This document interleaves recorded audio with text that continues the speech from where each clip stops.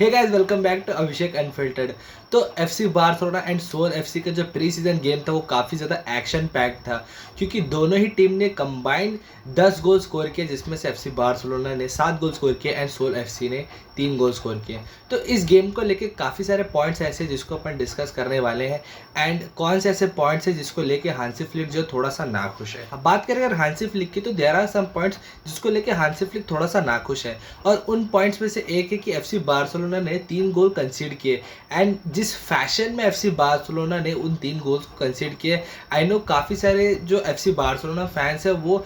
Specifically काफ़ी ज़्यादा Ronald अराउहो को क्रिटिसाइज़ करें, बट मेरे हिसाब से वो जो गोल रोनाल्ड अराउहो का जहाँ पे उसका इन्वॉल्वमेंट था, जहाँ पे वो गोल कंसीड हुआ, वहाँ पे कहीं ना कहीं अगर इनिशियली देखा जाए तो गलती लामिन यमाल की थी, क्योंकि अटैक वहीं से शुरू हुआ था जब लामिन यमाल ने उस क्रूशियल जगह पे बॉल को लूज़ किया था एंड इवेंचुअली वहाँ पे गोल स्कोर हुआ, जहाँ पे रोनाल्ड अराउहो की भी 10 या 20% की मिस्टेक आप बोल सकते हैं। अगेन,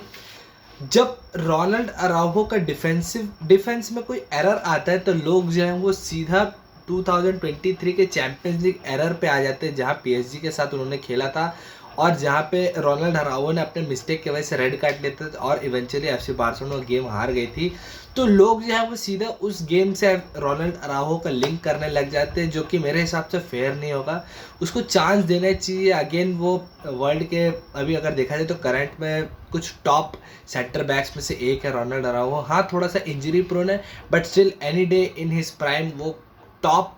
फॉरवर्ड्स के अगेंस्ट जा सकता है और उनको न्यूट्रलाइज करने में सक्सेसफुल रह सकता है। और जो चीज़ हमने पास्ट में भी देखा हुआ है, उसने डे इन डे आउट ये चीज़ किया हुआ। तो थोड़ा सा एफसी बार्सिलोना के फैंस को रोनाल्ड अराउहो के लिए बैक करना ज़रूरी है और उसको अपना सपोर्ट दिखाना ज़रूरी है, ताकि वापस से प्लेयर जो है वो अपने कॉन्फिडेंस में आए और again beautiful performance, strong performance दे डिफेंस में एफसी बार्सिलोना के लिए, जो कि एफसी बार्सिलोना को इवेंचुअली बहुत ही ज़्यादा हेल्प करने वाला है। एंड अगर कुछ प्रोज की बात करें तो काफ़ी सारे ऐसे प्रोज थे, क्योंकि पिछला अगर जो प्री सीजन गेम देखे एफसी बार्सिलोना का, तो फैंस जो है वो लामिन यमाल को बहुत ज़्यादा टारगेट कर रहे थे, क्योंकि लोग ये कह रहे थे कि 18 का हो गया है, काफ़ी ज़्यादा पार्टी ओरिएंटेड हो गया है, वो उसकी लाइफस्टाइल बिगड़ रही है, अब वो गेम में वैसे इंटेंसिटी नहीं दिखा रहा है। तो एफसी बार्सिलोना जो है उसके फैंस काफ़ी ज़्यादा लामिन यमाल के पीछे पड़े हुए थे इस चीज़ को लेकर के। तो लामिन यमाल को इस गेम में स्टेप अप करना था और ये शो करना था कि भाई वो क्यों लामिन यमाल है,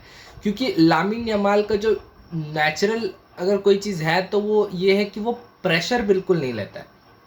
एंड जहाँ पे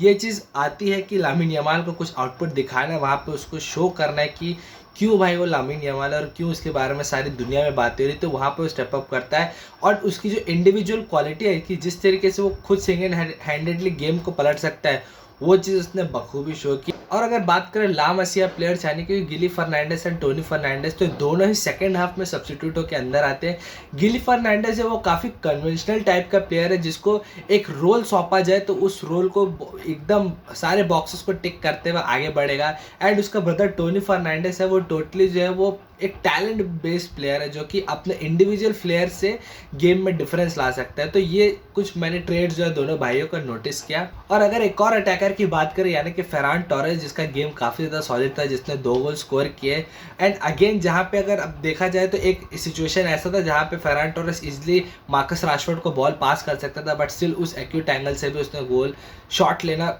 सही समझा एंड उसको गोल में कन्वर्ट किया। तो अगेन ये चीज़ शो करती है कि किस तरह मार्कस राशफोर्ड को अपने जगह पाने के लिए इस टीम में कितना वर्क हार्ड करना पड़ेगा, क्योंकि there are players who is ahead of Marcus Rashford, जो कि मार्कस राशफोर्ड के अहेड रहने वाले, चाहे वो फेरान टोरेस हो या फिर राफिन्हा हो। और अगर मार्कस राशफोर्ड को एफसी बार्सिलोना के स्टार्टिंग 11 में जगह बनानी है तो उसको अपना वर्क एथिक शो करना पड़ेगा, अपने डिसिप्लिन शो करना पड़ेगा एंड उसको ये चीज़ दिखानी पड़ेगी कि मैं पिच के अंदर इंटेंसिटी दिखा सकता हूँ, चाहे वो अटैकिंग में हो, चाहे वो ड्रॉप बैक करके डिफेंस करना हो, वहाँ पे मार्कस राशफोर्ड को इंटेंसिटी दिखानी होगी। एंड अगेन अनपॉपुलर ओपिनियन है, बट काफ़ी सारे एफसी बार्सिलोना फैंस जो है वो डिवाइडेड है दोनों के बीच में, यानी कि आंद्रेस क्रिस्टेंसन एंड रोनाल्ड अराउहो। तो दोनों के बीच में कौन से प्लेयर को वो लोग पिक कर रहे हैं या नहीं कर रहे हैं, इसके बीच में काफ़ी सारे फैन बेस जो एफसी बार्सिलोना का वो बटा हुआ है। बट अगर मेरा पर्सनल टेक मैं बताऊं तो 3 सीज़न आंद्रेस क्रिस्टेंसन ने एफसी बार्सिलोना में खेला है and there is no single match जहाँ पे उसने अपना इंडिविजुअल एरर किया हो और वो एरर गोल में कन्वर्ट हो गया हो। प्रूव मी रॉन्ग, क्योंकि मेरे हिसाब से जहाँ तक मुझे याद है आंद्रेस क्रिस्टेंसन ने ऐसा कोई भी सिग्निफिकेंट एरर नहीं दिया है। हमेशा अपना हेड डाउन करके टीम को रेस्पेक्ट दिखाई है, जहाँ पे उसको खिलाया गया वहाँ पे खेला है, जहाँ जहाँ उसको मिनट्स नहीं मिल रहे थे उसने रेस्पेक्ट किया उस चीज़ का एंड किसी भी तरीके का कोई ड्रामा क्रिएट नहीं किया। तो ये एक ऐसा प्लेयर है जो कि हर क्लब अपने टीम में उसको रखना चाहेगी, अपने स्क्वाड में उसको रखना चाहेगी, क्योंकि वो बहुत ही यूज़फुल प्लेयर है। ऐसे प्लेयर जो है जितना मैच्योरिटी के साथ वो डिफेंडिंग करता है एक टीम के लिए बहुत ही ज़्यादा इंपॉर्टेंट होता है। बट स्टिल कहीं ना कहीं एफसी बार्सिलोना का इस फाइनेंशियल सिचुएशन को ध्यान में रखते हुए लोग ये सोचते हैं कि रोनाल्ड अराउहो को बेच करके वो जो 40, 50 या 60 मिलियन वो जनरेट कर लेंगे तो क्लब के लिए बहुत ज़्यादा हेल्पफुल होगा। बट मैं ये कहता हूँ कि रोनाल्ड अराउहो अपने प्राइम में अगर वो इंजरी प्रोन ना हो तो जानते हो यार वो किस तरीके से विनीशियस जूनियर एंड